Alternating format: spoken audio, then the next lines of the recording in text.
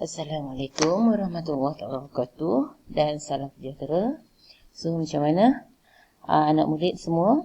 So boleh kita teruskan kepada tajuk kita pada hari ini.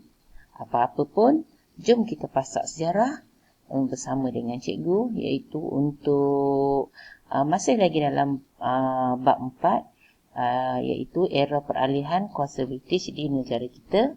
Dan pada kali ini fokus kita pun masih lagi dalam 4.3, iaitu reaksi penduduk tempatan terhadap Melayan Union. Cuma pada kali ini kita akan lihat kepada penentangan di rakyat terhadap Melayan Union. So, kalau sebelum ni kita tengok reaksi penduduk tempatan terhadap Melayu Union, kita lihat dari reaksi penentangan Raja-Raja Melayu. Kan? Okey. So, sekarang ni untuk hari ini kita akan tengok penentangan rakyat terhadap Melayan Union. Kan? So, di kalangan rakyat tu. Kan? Yang Raja Melayu, 4 Raja Melayu, kita dah settle dah sebelum ni. So, sekarang kita tengok penentangan rakyat terhadap Melayu Union. So dia agak banyak sikit lah untuk bahagian ni, sebab dia ada lebih kurang ada 6 kita tengok dari segi penentangan rakyat ni pelbagai cara. Kan kita ada 6 di sini yang dipecahkan di situ. So yang pertama kan kita lihatlah penentangan rakyat ni dalam bantahan melalui akhbar Melayu. Okey. Jadi, kalau dalam akhbar ni memang sangat memainkan peranan penting dalam ketika kita membantah Melayu Union. Jadi, antara akhbar-akhbar yang terlibat, kita ada utusan Melayu, kita ada majlis dan juga kita ada warta negara.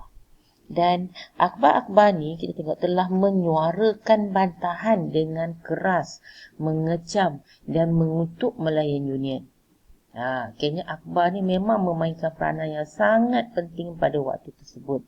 Malah akhbar ini juga telah menyeru orang Melayu adakan perhimpunan secara besar-besaran. Untuk apa? Untuk menolak Melayan Union tu. So adakanlah perhimpunan secara besar-besaran.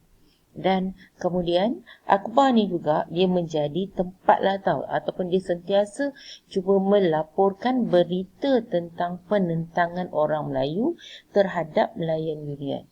Ini kepentingan akhbar.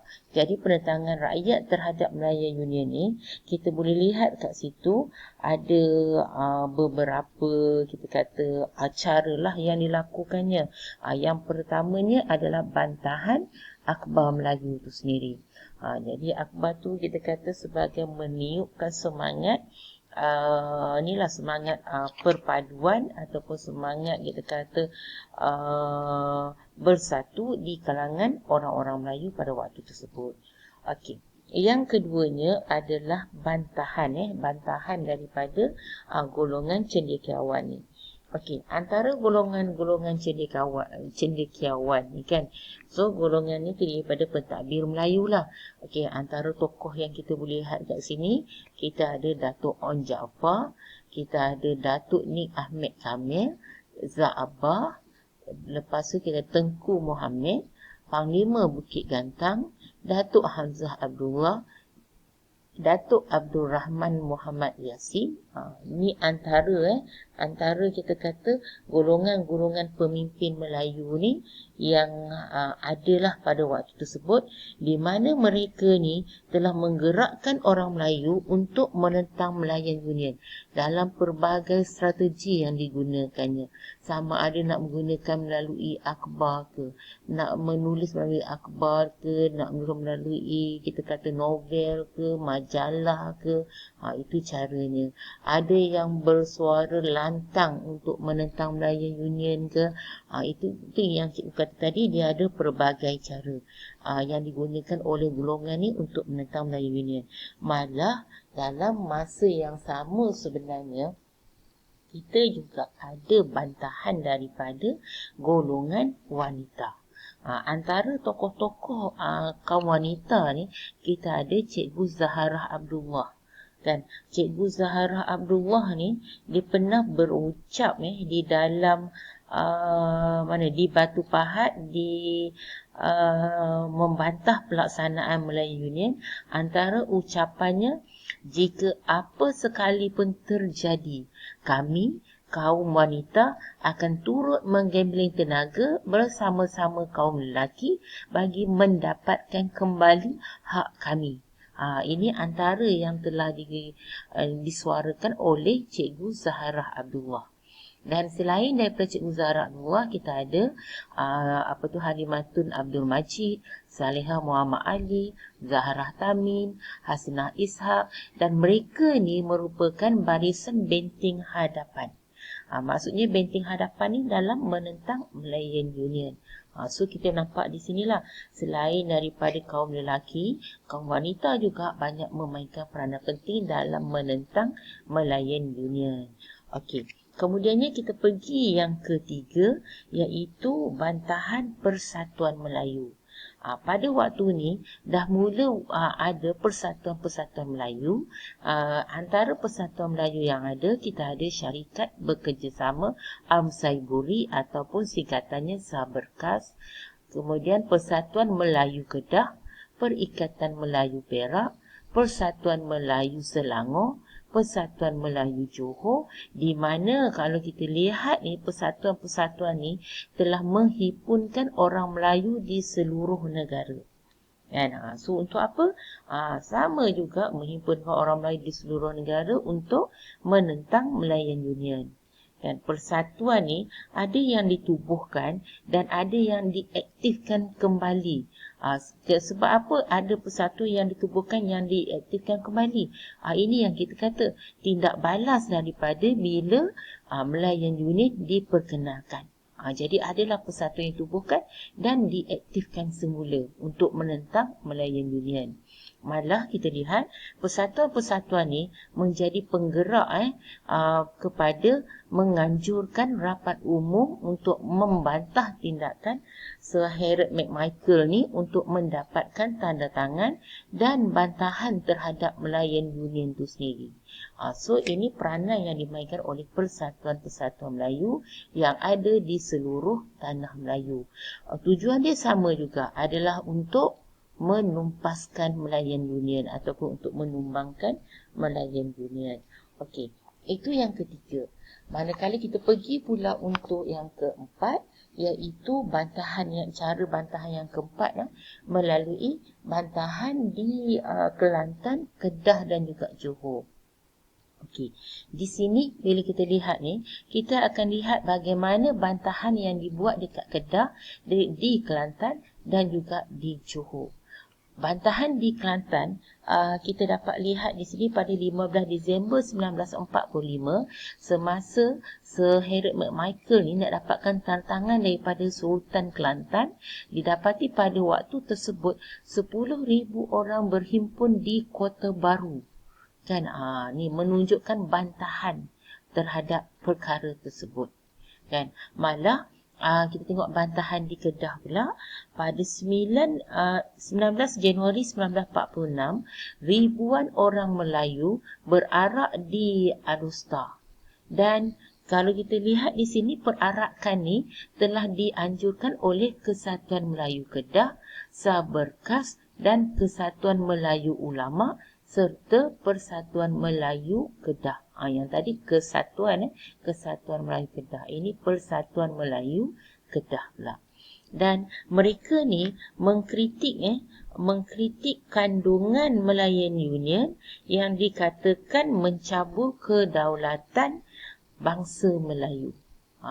So kata Kertas Putih Malayan Union tu yang dibuat tu di dalam warta kerajaan sebelum ni, kita lihat orang-orang Melayu ni yang berhimpun ni mengkritik Kertas Putih Malayan Union ni sebab dianggap yang Kertas Putih Malayan Union tu, kandungan Kertas Putih Malayan Union, maksud Union tu lah, cicilan Malayan Union tu lah, mencabur kedaulatan bangsa Melayu. Okey, itu bantahan di Kedah. Okey, kita tengok pula bantahan di Johor. Okey, bantahan di Johor ni bermula apabila pada Januari 1946 ada Lembaga Kesatuan Melayu Johor telah melancarkan gerakan menentang Malayan Union. Ni Lembaga Kesatuan Melayu Johor. Dilancarkan Gerakan Menentang Melayu Union.